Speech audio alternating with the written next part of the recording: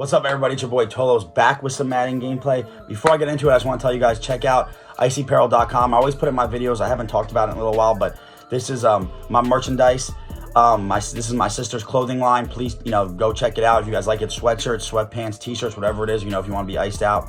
A lot of my college teammates wear it. A lot of my college teammates that are in the NFL also wear it now. So, it's got everything for men and women. So even if you want to get a nice gift for a family member or a girlfriend or vice versa, for a brother or whatever, we have everything for men's, sweatshirts, t-shirts, sweatpants, same for women. And women even have cropped hoodies and cropped t-shirts, if you want to get your girlfriend something nice for, an anniversary or a birthday gift or something like that. So please check out icyapparel.com. Many different colors, everything. And I think you guys will like it. So with that being said, let's get into the gameplay. Right here, before I start the game, I'm playing one of my boys from college, one of my college teammates from Rutgers. My boy Zane, he played free safety for us.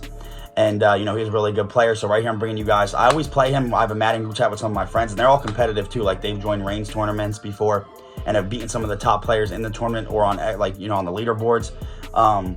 So right here, I'm bringing you guys a 7-game series versus him.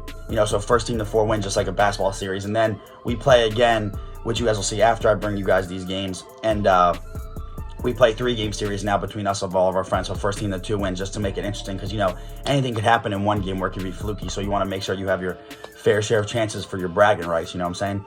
So with that being said, let's get into it. Right here, I'm picking the Chiefs. He's coming out with the Ravens for game 1 of this series. So I already know he's going to try to run. He runs a custom playbook, so I already know he's going to try to probably run a little QB power at Lamar, and I'm not really sure what else he wants to do, or audible too. So, and right here, I'm actually switching up my playbook. This is the first time I actually started switching my playbook, because you guys know I run Jacksonville on offense. But I was like, you know what, let me switch it up, because my boys Bless, Zane, and a lot of my other friends that I play Madden with, they know me so well, so they know what offenses I like to run. So I was like, let me switch up my playbook and hit him with something different for these series, So I'm coming out with New England's playbook. He actually gets a stop the first drive of the game. Now he comes out in his I-form power, where there's 3 running backs in the backfield trying to run the ball. And then he's got, the Ravens QB blast right here, which he actually ends up throwing the ball. He does not run the quarterback power. Throws a nice out to Marquise Brown. Gets a possession catch, so that's a good way for him to start the game. Now, look, he's in the gun-heavy Panther. Like I said, he's going to run every quarterback blast he can and put Lamar on conservative. So anyway, we get right here. He falls forward. I'm not too sure. He actually ends up getting the first down on that one. Then he runs the Ravens quarterback power, gets to the edge, tries to get sticky with me, and gets inside the 10. So right here, he's starting off the game well with a stop and moving the ball down the field. So, and Zane's always been one of my toughest opponents out of my real life, friend groups. At least this year. In the past, it might have been a little different, but this year he actually got real good at Madden from previous years.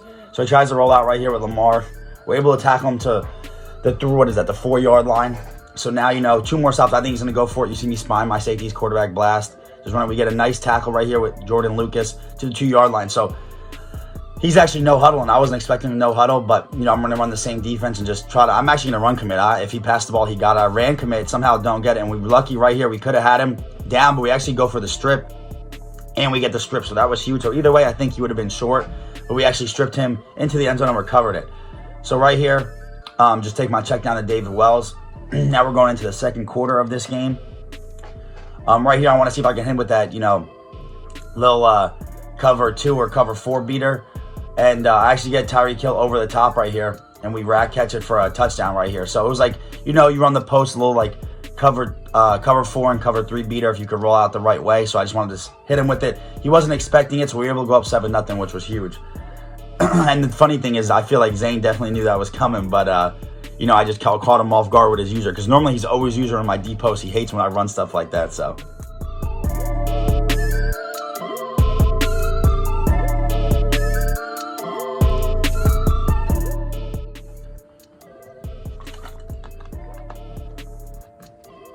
Anyway, right here, he has the ball in the 44. Now he's driving 3 for 3 with Lamar.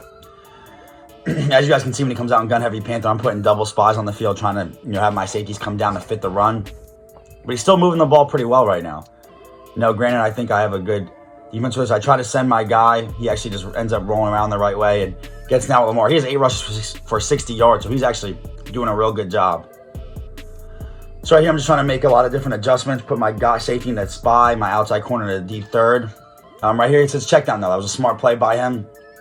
I didn't really have no one in the, right side flat. So that's kind of, you know, where he threw it and got a nice little gain. Does it again right here because you saw I did the same thing from last play. So as you can see, he tries to play pretty smart football. And he'll chew a lot of the clock up too when he plays me. So right here, got everything pretty much bagged. Tries to playmaker up the field, and that was fortunate right there because his playmaker, I guess, got caught on the sideline, so I was able to click on and user pick it. Granted, he saw that. If I were him, I would just threw that away, but I think he just wanted to. Right here, I was actually trying to get the corner out right here, but he actually comes down for whatever reason and leaves his zone and leaves McCole Hardman wide open. So I was actually trying to get the corner out, but he ended up taking his quarter deep safety or middle third. I'm not sure what it was because he had the other safety in a deep blue as well. But I was able to hit McCole Hardman over the top. He just abandoned his zone. So if I was him, I would have not given up the deep ball, but I'll take it. You know what I'm saying? Good way to go up 14-0 before halftime. Right here, just trying to use everything I can. Right here does the same thing. He sees it though. He playmaker up the field, and granted he didn't run, but he had a good second or two to see that the guy wasn't going up the field fast, and we actually picked six him right here, which was huge before half to go up 21-0. But if I was him, like I said, I would just throw the ball away. No reason to make a bad play worse, you know? Or when nothing's there, no reason to force it and just make it worse. So we end up sending the house in 5 wide right here. He calls a timeout. I guess he's just trying to get a big play. Ends up motion receiver and blocking the guy. Tries to throw it over the top to Marquise Brown, and we get a nice user pick with Darren Lee. Luckily, if he got it over our head, that might have been a touchdown. But luckily, we were able to get a nice animation with Darren Lee. Trying to return it if we can, but nothing there. So 21-0 going into half. That was huge. Should be 14-0, but he wanted to, you know, force that pick before half. So, you know, we'll take it. Right here, get a nice tackle, Jordan Lucas. If not, that would have been a big game by Lamar. Right here, get a nice tackle. He's running the ball. So, like I said, as long as I don't give up a big play and he chews like a lot of the third quarter up, I'm cool with that. Even if he were to score a touchdown, because I'm up 3 scores, I'll be up 2 scores no matter what. Right here, got a pretty good user, and Chris Jones is just block shedding. So for a while, I stopped using the Chiefs versus all my friends because, you know, they always complain, but then, you know, they felt the need to talk, you know, a lot of smack. So I was like, you know, I'm gonna go back to the Chiefs and see how you guys want to do, especially if you're gonna run with Lamar the whole time. So anyway, right here, try to do what I did before. He has a good user and everything, so I just roll out with Patrick Mahomes.